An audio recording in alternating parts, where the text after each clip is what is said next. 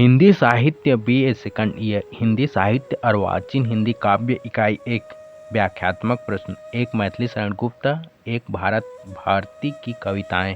आप हमसे शादी करना नहीं चाहते, किसी और से हमारी शादी होने नहीं देंगे, हम क्या करें? पढ़ाई करो, सिर्फ पढ़ाई। प्रश्न निम्नलिखित पद्यांशों की व्याख्या कीजिए। एक मानस भवन में आर्यजन जिसकी उतारे आरती, भगवान भारतवर्ष में गुंजे हमारी भारती। हो भद्र भावो भावनी वह भारत है भगवते, सीतापते सीतापते गीता मते गीता मते। संदर्भ प्रस्तुत पद राष्ट्र कवि मैथिली शरण द्वारा रचित भारत भारती के मंगल आचरण से अवतरित है। प्रसंग प्रस्तुत पद में कवि ईश्वर से यही प्रार्थना कर रहा है कि हमारे भारत में आर्य सभ्यता संस्कृति की श्रेष्ठता निरंतर प्रवाहित होती रहे और वह नवीन भद्र भावों को उन्मेष करने में सक्षम एवं समर्थ हो। ये तो लेटेस्ट न्यूज़ है।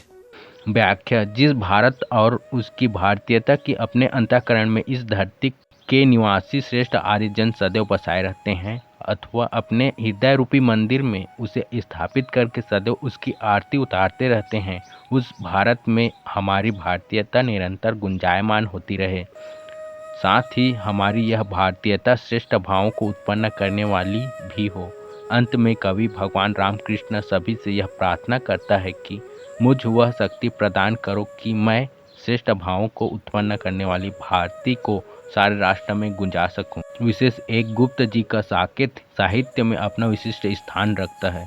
2 भारत भारती में अतीत गौरव की झलक देखकर यह स्पष्ट किया गया है हम कौन थे, क्या हो गए और क्या होंगे अभी। इसके माध्यम से कवि विचार करने की प्रेरणा देता है। 3 ग्रंथ आरंभ में मंगल आचरण का विधान है। कवि भी यहाँ भारती को सारे राष्ट्र में गूंजता देखना चाहता है। 4 मानस भवन में रूपक आर्यजन आरती भगवान भारतवर्ष भारती तथा स व ग की आवृत्ति से सुंदर अनुप्रास अलंकार है। 4 कठिनाइयों के मध्य अध्यावसाय का उन्मेष हो, जीवन सरल हो, तन सबल हो, मन विमल हो, सविशेष हो, छूटे कदापि न सत्य पथ, निज देश हो कि विदेश हो, अखिलेश का आदेश हो, जो बस यही उद्देश्य हो। संदर्भ प्रस्तुत पद्यांश राष्ट्र कवि मैथिली शरण गुप्त द्वारा रचित काव्य शिक्षा शीर्षक कविता से लिया गया है। उक्त कविता गुप्त जी की भारत भारती में संकलित है। भारत भारती गुप्त जी की राष्ट्र शक्ति को प्रकट करने वाली रचना है। प्रसंग प्रस्तुत पंक्तियों में कवि ने राष्ट्रीय एकता पर बल दिया है तथा परस्पर का सम्मान करते हुए कर्म करने की प्रवृत्ति का पुरजोर समर्थन किया है। व्याख्या कवि गुप्त जी कह रहे हैं कि यदि कठिनाइयों का सामना करना पड़ जाए तो हम भारतवासी उसका डटकर मुकाबला करें तथा उससे निपटते हुए अपनी एक जगह अपना स्थान निर्धारित करें, अर्थात हमारा भी नाम हो ऐसा प्रयास करें। हमारा जीवन सरल हो, उसमें किसी प्रकार का छल कपट न हो, हम शक्तिशाली बने तथा हमारा मन गंगा जल जैसा पवित्र हो। कवि अपनी बात आगे बढ़ाते हुए कह रहा है कि हम किसी भी मुसीबत में पड़ जाएं, कैसी भी स्थिति हमारे सामने आ जाए, हम सत्य का मार्ग न छोड़ें, चाहे देश में रहें या विदेश में। ईश्वर का जो आदेश है उसका हम पालन करें, यही हमारा उद्देश्य होना चाहिए। विशेष कवि ने सदाचार पर बल दिया है। आध्यात्मिक पहलुओं की चर्चा तत्सम शब्दावली के साथ कविता ये है। वेल डन, तालियां होनी चाहिए। 5 उपलक्ष्य के पीछे कभी विकलित न जीवन लक्ष्य हो, जब तक रहें ये प्राण तन में पुण्य का ही पक्ष हो, कर्तव्य एक न एक पावन नित्य नित्य समक्ष हो, संपत्ति और विपत्ति में विचलित कदापि न अक्ष हो। व्याख्या कवि गुप्त जी कह रहे हैं कि चाहे कैसी भी परिस्थिति क्यों न आए, अपने लक्ष्य को प्राप्त करने के लिए हम अनीति का रास्ता नहीं अपनाएं, क्योंकि इससे जीवन में खुशियां नहीं रहती है तथा जीवन अस्त व्यस्त हो जाती है। जब तक इस तन में प्राण हैं तब तक हम पुण्य का रास्ता ही अपनाएं। सत्य के मार्ग पर चलकर कठिनाई जरूर आएगी, लेकिन विजय का सेहरा सत्य के सिर पर ही बंधेगा। जब हमारे पास बहुत सारी संपत्ति हो तब भी या जब हम विपत्ति में हो तब भी सत्य का मार्ग न छोड़ें और न ही कभी विचलित हों। विशेष एक कवि ने दृढ़ संकल्प पर बल दिया है। 2 भाषा सुसंगठित है। 3 खड़ी बोली हिंदी है। 4 अनुप्रास अलंकार की प्रधानता है। शाबाश बेटा। 6 जब तक अविद्या का अंधेरा हम मिटाएंगे नहीं, जब तक समुज्ज्वल ज्ञान का आलोक पाएंगे नहीं, जब तक भटकना व्यर्थ है। सुख सिद्धि के संधान में पाए बिना पथ पहुँच सकता कौन इष्ट स्थान में। प्रसंग अज्ञान पर दुख प्रकट करते हुए कवि ने भारतीय शास्त्रों में उपलब्ध ज्ञान के उपयोग की चर्चा की है। व्याख्या कवि कहता है कि जब तक देश से अज्ञान, मिथ्या ज्ञान, मोह का अंधकार नहीं मिटता, तब तक हम ज्ञान के प्रकाश को नहीं पा सकते। सुख प्राप्ति के लिए हमारा भटकना व्यर्थ है। बिना मार्ग की जानकारी के वांछित अविलंबित उद्देश्य तक क्या कोई पहुंच सकता है। अर्थात यदि हमें अभिलक्षित उद्देश्य को प्राप्त करना है तो देश से मिथ्या ज्ञान को समाप्त करना होगा। विशेष एक ज्ञेयता एवं संगीतात्मकता है। 2 जन जागरण का शंखनाद कविता में हुआ है। बहुत बढ़िया मुन्ना। 7 वे देश जो हैं आज उन्नत और सब संसार से चौंका रहे हैं, नित्य सबको नव नव आविष्कार से, बस ज्ञान के संचार से ही बढ़ सके हैं वे वहाँ, विज्ञान बल से ही गगन में चढ़ सके हैं वे वहाँ। प्रसंग कवि ने प्रस्तुत पंक्तियों में उन देशों की प्रशंसा की है जो ज्ञान के बलबूते पर आज शीर्ष पर हैं। व्याख्या कवि ज्ञान की पक्षधरता करते हुए कह रहा है कि तमाम देश जो आज अन्य देशों से आगे हैं और नए नए आविष्कार करके अन्य पिछड़े हुए देशों को चौंका रहे हैं, यह सब ज्ञान के कारण ही है। ज्ञान विज्ञान की ताकत पाकर ही यह देश शीर्ष पर है, अर्थात बुद्धि बल पर ही उन्होंने चंद्रमा पर कदम रखा है। इस प्रकार ज्ञान के बल पर व्यक्ति ने चांद को छू लिया है।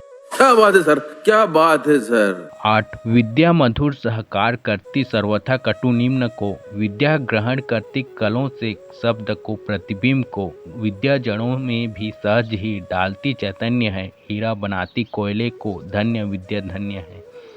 प्रसंग शिक्षा के महत्व पर प्रकाश डालते हुए गुप्त जी बुराई को भी अच्छाई में परिवर्तित करने की शक्ति पर प्रकाश डाल रहे हैं। व्याख्या गुप्त जी कहते हैं कि शिक्षा सभी को प्रेम, प्रगति व भाईचारा की राह दिखाकर कड़वाहट को भी मिठास में परिवर्तित कर देती है। पुस्तकों में मशीनों से गृहीत शब्द ज्ञान का प्रतिबिंब है। जड़ अर्थात मूर्खों को भी ज्ञानी बनाने की क्षमता विद्या में है। विद्या मनुष्य को उत्साहित ज्ञानी जीवंत बनाती हैं। कोयले को भी हीरा बनाने की क्षमता अर्थात अंधकार को भी प्रकाश में रूपांतरित करने की कुशलता शिक्षा में है। ऐसी शिक्षा धन्य है, उसका हम पर उपकार है। विशेष 1 शांत रस, 2 अनुप्रास अलंकार। क्या बात, ये बात है। अरे सर क्या बात है। 2 निराला। 1 सखी बसंत आया। 1 सखी बसंत आया, भरा हर्ष वन के मन, नवोत्कर्ष छाया, किसलय वसना नव लय लतिका, मिली मधुर प्रिय उत्तर तरुपतिका, मधुप्रिंद बंदी पिक स्वर नभ सर आया। संदर्भ प्रस्तुत पद्य अवतरण महाकवि पंडित सूर्यकांत त्रिपाठी निराला द्वारा विचरित सखी बसंत आया शीर्षक कविता से अवतरित हैं। प्रसंग प्रस्तुत अवतरण में कवि ने बसंत ऋतु के मोहक सौंदर्य का वर्णन किया है। बात तो सही है। व्याख्या कवि प्रस्तुत पद्यांश में बसंत ऋतु के मनमोहक सौंदर्य का वर्णन करते हुए कहता है कि हे सखी, बसंत की सुहावनी ऋतु आ गई है। उसके आने से वन के मन में नवीन हर्ष छा गया है, अर्थात वनस्पति की खुशहाली उसके हर्ष की अभिव्यक्ति है। वन के जीवन में उत्कर्ष दिखाई पड़ रहा है। प्रकृति की सुंदरी नवीन पत्तों के वस्त्र पहने हुए नव यौवन के समान है। वह नवीन लता के रूप में अपने प्रिय वृक्ष के स्नेह भरे मधुर वक्ष स्तर से चिपक रही है। इस समय भंवरों का समूह कमल पुष्प में बंदी है और कोयल का पंचम स्वर आकाश में गुंजायमान है। विशेष मानवीय भावों का आरोपण वन के मन में मानवीकरण अलंकार है। यहाँ संयोग श्रृंगार का कोमल कांत पदावली में व्यंजना की गई है। समझ रहे हो। 2 लता मुकुल हार गंध भार भर, वही पवन बंद मन मंदतर, जागी नयनों में वन यौवन की माया, अविति सरसी उर सरसिज उठे, केसर के केस कली के छूटे, स्वर्ण सस्य अंचल पृथ्वी का लहराया। व्याख्या लताएं अपनी कलियों के हार से सारे वातावरण में अत्यधिक सुगंधि भर रही हैं। उस सुगंधि से भरकर चारों तरफ मंद मंद वायु बहने लगी। इस प्रकार इस मधुर विकसित बसंत के आगमन से जैसे सारे वन के नयनों में यौवन की माया जाग उठी है, अर्थात सारा वन प्रांतर विकसित और गंध रस से मदमस्त हो उठा है। चारों ओर से घिरे सरोवरों में कमल खिल उठे हैं। केसर की सुनहली पत्तियों के रूप में मदमस्त कलियों के जैसे केस खुलकर लहलाने लगे हैं। मनहर वातावरण को देख जैसे पृथ्वी की सुनहले अनाजों रूपी अंचल भी लहराने लगा है। भाव यह है कि बसंती प्रकृति के विकास, गंध और सुगंधित पवन ने सारे वातावरण को उज्ज्वल मनहर बना दिया है। विशेष एक प्रकृति का मानवीकरण दृष्टव्य है। 2 भाषा में चित्रात्मकता का गुण है। 3 अलंकार अनुप्रास रूपक। प्यारी समझ गई। 2 वर दे वीणा वादनी वर दे। 1 वर दे वीणा वादनी वर दे, प्रिय व स्वतंत्र रहो, अमृत मंत्र नव भारत में भर दे। काट अंध उर के बंधन स्तर, बहा जननी ज्योतिर्मय निक्षर, कलुष भेद तम हर प्रकाश भर, जगमग जग कर दे। संदर्भ प्रस्तुत पद्यांश महाकवि सूर्यकांत त्रिपाठी निराला द्वारा रचित कविता शीर्षक वर दे वीणा वादिनी वर दे से उद्धृत है। प्रसंग, इस कविता में कवि ने माँ सरस्वती की वंदना की है। कवि माँ सरस्वती से भारत में अंधकार को दूर कर ज्ञान का प्रकाश भर देने की प्रार्थना कर रहा है। ये बड़ी अच्छी बात कही आप। व्याख्या, कवि देवी की वंदना करते हुए कहता है, हे सरस्वती, मैं तुमसे बार बार यह वरदान मांगता हूँ, मेरा देश भारत अमृत के सदृश मधुर स्वतंत्रता के मंत्र एवं आनंद ध्वनि से गूंज उठे। हे माता, तू अज्ञान से भरे हुए हमारे हृदय के विभिन्न बंधनों को काट कर उसमें ज्ञान रूपी झरना बहा दे, उससे सारा देश प्रकाशित हो उठेगा। विशेष एक, इस कविता में स्वतंत्रता का रव देश में गूंजते हुए सुनने का कवि अभिलाषी है। इस कविता में गजब की संगीतात्मकता है। यह कविता मंगल आचरण के रूप में कवि सम्मेलनों में गाई जाती है। 2 संस्कृत तत्सम प्रधान प्रसाद गुण समन्वित परिष्कृत खड़ी बोली का प्रयोग है। जोर जोर से बोल के लोगों को स्कीमें बता दे। 3 हिंदी के सुमनों के प्रतिपत्र। 1 मैं जीर्ण साज बहुत छिद्र आज, तुम सुदल सुरंग सुवास सुमन, मैं हूँ केवल पदतल आसन, तुम सहज विराजे महाराज, ईर्षा कुछ नहीं मुझे यद्यपि, मैं ही बसंत का अग्रदूत, ब्राह्मण समाज में ज्यों अछूत, मैं रहा आज यदि पार्श्वछवि। संदर्भ प्रस्तुत पंक्तियां कविवर निराला की रचना हिंदी के सुमनों के प्रतिपत्र से ली गई हैं। प्रसंग, इस कविता में कवि ने अपनी आर्थिक दृष्टि से अपेक्षित अवमानित जीवन की चर्चा की है। साथ ही कवि ने भावी हिंदी कवियों को हिंदी वालों की मनोवृत्तियों से परिचित कराया है। अपने उपेक्षित जीवन की चर्चा करते हुए कहते हैं, व्याख्या, मेरा जीवन छिन्न भिन्न स्वभाव वाला तथा अनेक प्रकार के दोषों से पूर्ण होकर रह गया है। इसके विपरीत तुम लोगों का जीवन अभी तक सुंदर पंखुड़ियों, सुंदर रंगों और सुगंधित फूलों के समान है। तुम लोगों के मन भी अभी तक विषमताओं से परिचित न रहने के कारण सुंदर हैं। मैं तो पैरों के नीचे आने वाले आसन के समान नीचे गिरा हुआ व्यक्ति बनकर यह समझा जानकर रह गया हूँ। अर्थात मुझे जो आसन कवि होने के नाते जो सम्मान और मान का पद मिलना चाहिए था, मिल नहीं सका है। पर हे महाराजों, हिंदी भाषा साहित्यों के ठेकेदारों, तुम लोग तो सहज भाव से उच्च आसन पर विराजमान हो। ये बाबूराव का स्टाइल है। यद्यपि मैं बसंत का अग्रदूत हूँ, अर्थात काव्य या साहित्य के क्षेत्र में न आचार्यों को लाने वाला हूँ, इस पर भी मुझे उचित मान सम्मान नहीं मिल सका। फिर भी मुझे तुम लोगों से या किसी से भी कोई ईर्ष्या नहीं है। जिस प्रकार ब्राह्मणों के समाज में अछूत दूर कर दिए जाते हैं, उसी प्रकार मुझे भी हिंदी जगत में शोभा से अर्थात समाज से दूर धकेल कर उपेक्षित कर दिया गया है। तो भी मेरे मन में ईर्ष्या या शिकायत नहीं है। विशेष पद्यों में अनुप्रास अलंकार स्पष्ट है। सुमन शब्द में श्लेष की योजना है। महाराज शब्द में हिंदी के ठेकेदारों के प्रति तीखे व्यंग्य का भाव छिपा है। 2 तुम मध्य भाग के महाभाग तरु के उर के गौरव प्रशस्त, मैं पढ़ा जा चुका पत्र न्यस्त, तुम अली के नव रस रंग राख। प्रसंग, कवि ने इन पंक्तियों में ऐसे पत्र से अपनी तुलना की है जो पढ़कर फेंक दिया गया है। व्याख्या, हे सौभाग्यशाली, तुम मध्य भाग की शोभा हो, तुम वृक्ष के हृदय के विस्तृत गौरव हो। मैं उस पत्र की भांति हूँ जिसे पढ़कर फेंक दिया गया है, और तुम भंवरे के लिए नवीन रस रंग और राग प्रदान करने वाले हो। विशेष एक अलंकार उपमा 2 भाषा साहित्यिक हिंदी। 3 देखो पर क्या पाते तुम फल, देगा जो भिन्न स्वाद रस भर, कर पार तुम्हारा भी अंतर, निकलेगा जो तरु का सबर। प्रसंग, कवि यहाँ भविष्य में किस प्रकार का फल प्राप्त होगा इस विषय में बता रहा है। व्याख्या, कवि कहता है कि यह तो भविष्य ही बतलाएगा कि तुम्हें इसका क्या फल मिलेगा, जो भिन्न तथा स्वाद से भरा हुआ रस देगा, अर्थात तुम किस प्रकार की कृतियों की रचना करोगे, यह तो भविष्य के ही गर्भ से निहित है। जब तुम्हारा हृदय पार करके वह रस निकलेगा और जब वह तरुक का पूर्ववर्ती कवियों का सहारा बनेगा। विशेष एक अनुप्रास अलंकार की छठा दृष्टव्य है। 2 सामाजिक पदावली का प्रयोग दृष्टव्य है। क्यों हिला डाला ना।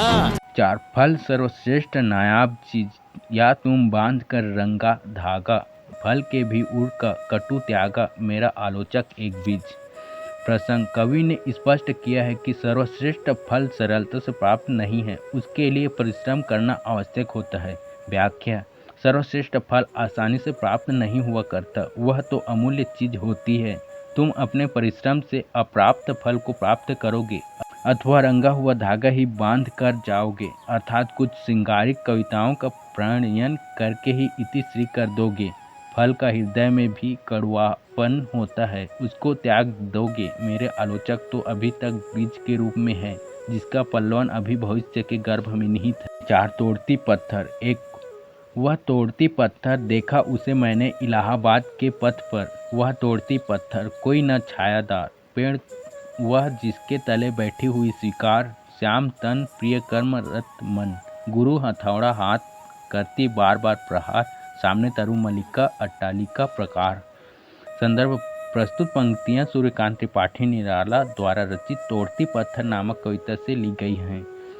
प्रसंग, प्रस्तुत पद्यांश में इलाहाबाद में एक सड़क किनारे पत्थर तोड़ती महिला का कारुणिक चित्र प्रस्तुत किया गया है। व्याख्या, निराला जी साधनहीन नारी की व्यवस्था का चित्रण करते हुए कह रहे हैं कि मैंने इलाहाबाद के पथ पर पत्थर तोड़ने वाली एक मजदूर स्त्री को देखा। वहाँ कोई छायादार वृक्ष भी नहीं था जिसके नीचे उसने काम करना स्वीकार कर रखा हो। भाव यह है कि वह धूप में काम कर रही थी, उसका शरीर सांवला था और वह यौवन से भरी हुई थी। लज्जा के कारण उसकी आंखें झुकी हुई थी, उसका मन अपने काम में लीन था। भाव यह है कि वह अपने कार्य को पूरी लगन के साथ कर रही थी।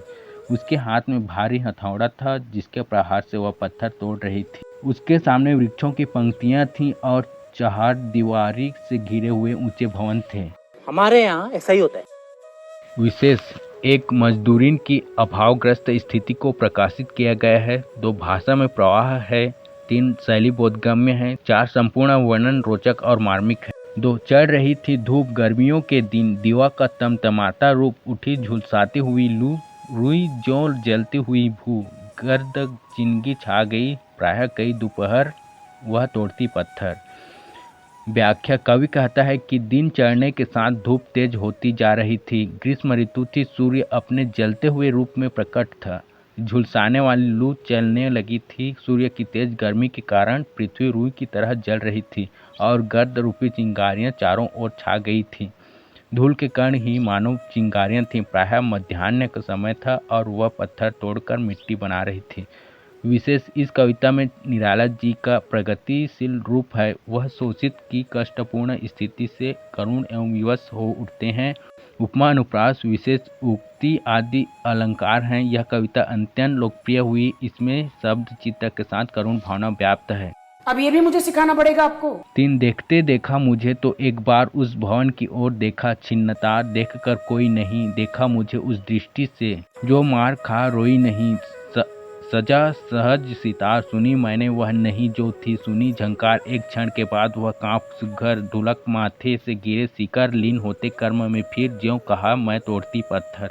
व्याख्या, जैसे ही कवि ने वहां रुक कर उसकी ओर देखा वैसे ही उसने भी कवि की ओर देखा और उसकी दृष्टि में उसने सामने वाले बड़े मकान की ओर देखा। यह देखकर कि मैं अकेला ही था, उसके तार तार फटे अपने कपड़ों पर दृष्टि डाली। उसने मेरी ओर उस व्यक्ति की भांति देखा जिसको कोई ऐसा जबरदस्त व्यक्ति मारता है जो मार खाने वाले को रोने नहीं देता। उस एक दृष्टि द्वारा ही उसने मुझे अपनी करुण कथा उसी प्रकार सुना दी जैसे कोई सितार पर सहज भाव से अंगुलियां चलाकर एक अभूतपूर्व झंकार उत्पन्न कर देता है। एक क्षण तक मेरी ओर देखकर वह युवती कांप उठी, उसके माथे से पसीने की बूंदें नीचे गिर पड़ी। वह फिर अपने पत्थर तोड़ने की कार्य में पूर्ववत लग गई। मैं तोड़ती पत्थर हूँ, उसका यह मौन स्वर उस वातावरण में गूंज रहा था। विशेष एक अलंकार उत्प्रेक्षा उपमा 2 जो मार खा रोए नहीं। इस शब्द समूह में मजदूरीन का दिन चित्र सजीव हो उठा है। अरे टेंशन नहीं लेने का, 5 राजे ने अपनी रखवाली की। एक राजे ने अपनी रखवाली की, किला बनाकर रहा। बड़ी बड़ी फौजें रखीं, चापलूस कितने सामंत आए, मतलब कि लकड़ी पकड़े हुए। कितने ब्राह्मण आए, पोथियों में जनता को बांधे हुए। कवियों ने उसकी बहादुरी के गीत गाए, लेखकों ने लेख लिखे, ऐतिहासिकों ने इतिहास के पन्ने भरे, नाट्य कलाकारों ने कितने नाटक रचे, रंगमंच पर खेले। संदर्भ प्रस्तुत पद्य अवतरण महाकवि सूर्यकांत त्रिपाठी निराला द्वारा रचित कविता राजे ने अपनी रखवाली की से उद्धृत है। प्रसंग प्रस्तुत पद्यांश में महाकवि ने राजा के स्वार्थीपन और प्रशंसकों का सहजोल्लेख करते हुए कहा है कि व्याख्या कवि कहता है कि राजा ने वास्तव में जनता के नाम पर अपनी ही रक्षा की है। इसने किला बनवाकर स्वयं सुरक्षित बने रहने का साधन किया और अपनी रक्षा के लिए बड़ी बड़ी सेनाएं खड़ी की। राजा ने अपनी चापलूसी करने वाले अनेक सामंत रखे और वे सब राजदंड के नाम पर अपने स्वार्थ की लकड़ी ही पकड़े हुए थे। उनके पास न मालूम कितने विद्वान ब्राह्मण आए, उनकी पोथियों में भी जनता की राजा से छुटकारे की नहीं, बंधन की बातें लिखी थीं। ऐसे उस राजा की प्रशंसा में कवियों ने प्रशस्तियाँ लिखीं, लेखकों ने लेख लिखे, इतिहासकारों ने इतिहास में उनकी वीरता का विशद वर्णन किया। इसी प्रकार नाटककारों ने उन राजाओं के कार्यों पर नाटकों की रचना की, उनकी वीरतापूर्ण घटनाओं को जनता के समक्ष रंगमंच पर प्रदर्शित किया। कहने का भाव यह है कि राजा ने अपने प्रबंध को हर प्रकार से सुदृढ़, प्रशंसनीय और जनप्रिय रूप में किए। विशेष एक चापलूसों पर सीधा व्यंग्य प्रहार है। 2 भाषा अत्यंत सरल और सपाट है। 3 शैली बोधगम्य है। 4 स्वभाव उक्ति अलंकार है।